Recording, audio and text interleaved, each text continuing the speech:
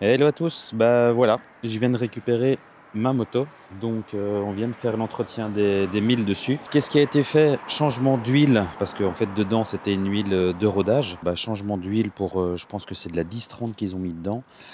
Filtre à huile bien entendu, check de toute la visserie, check des fluides aussi, pneus, check tension de chaîne et graissage de chaîne. Je vais en profiter pour vous expliquer du coup comment j'ai décidé de roder la moto. Bon, on va faire ça sur la moto, je mets le matos et on se retrouve tout de suite.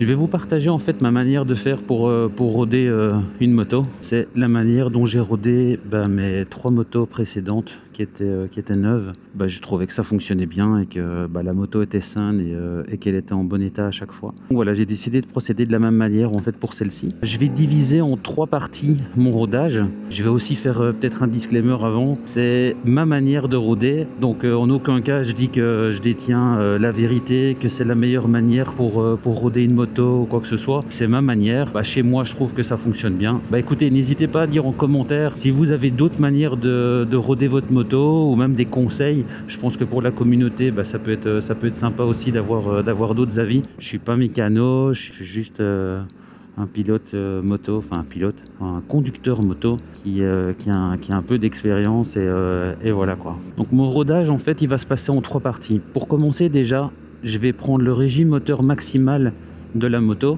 Ici en l'occurrence elle va jusqu'à 15 000 tours minute et j'estime en fait que pendant mon rodage, en tout cas les 1000 premiers kilomètres, je ne dépasserai pas les 2/3 du régime maximum. Donc les 2/3 ici, ça fait 10 000 tours minute. La première partie du rodage, en fait, elle va se passer sur les 500 premiers kilomètres. Et sur les 500 premiers kilomètres, je ne vais pas dépasser les 5000 tours minute. Je vais donner en fait de la contrainte, mais progressive.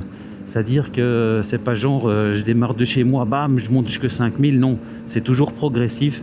Je fais bien chauffer la moto, je fais bien chauffer la boîte, etc.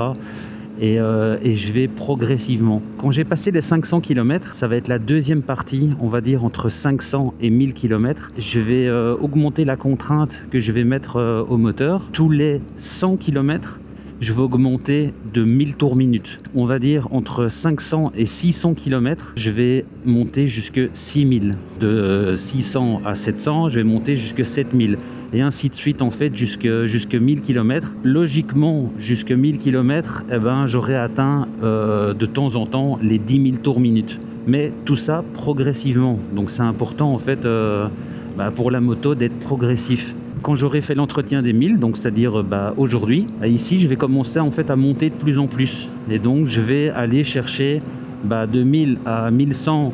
Je vais aller chercher les 11 000 tours minute et ainsi de suite pour arriver à 1500 km, arriver en fait à 15 000 tours minute. Et comme ça en fait j'aurai rodé la moto sur toute la plage d'utilisation. Donc comme ça je pense en fait qu'elle est le mieux rodée. Mais donc je le répète, c'est toujours progressif. Et alors c'est pas que dès que par exemple on peut aller à 8000 tours minute, c'est changer les rapports à 8000 tout le temps. Non, ça va être faire une pointe à 8000, mais après voilà, on peut très bien rouler à 4000, 5000, mais c'est aller chercher progressivement en fait de la puissance moteur. Je pense que c'est comme ça qu'on use correctement les pièces à l'intérieur, notamment tout ce qui va être pignon, boîte. Ça c'était ma manière de roder. Pour moi en fait le rodage est important, pas que pour la moto, mais aussi pour le pilote. Et je trouve que ça permet justement, en fait, en étant progressif, de justement s'habituer à la moto, voir comment elle accélère, voir comment elle freine. C'est pour notre sécurité aussi. Alors, ce qu'il y a de sympa sur cette moto aussi pour le rodage, j'avais pas ça sur ma moto précédente, c'est le shift light. Il se trouve juste ici. Juste là au-dessus. On peut le configurer selon le moment où on a envie qu'il s'allume. Et donc par exemple ici, je crois que j'ai configuré jusqu'à 9000, pour le moment 9000 ou 10 000. Quand on va atteindre cette zone, la lumière va commencer à s'allumer et puis à clignoter. Donc par exemple si j'ai mis 9000, en fait, je crois qu'il y a 4 barres avant que ça clignote. Tous les 200, c'est une lampe.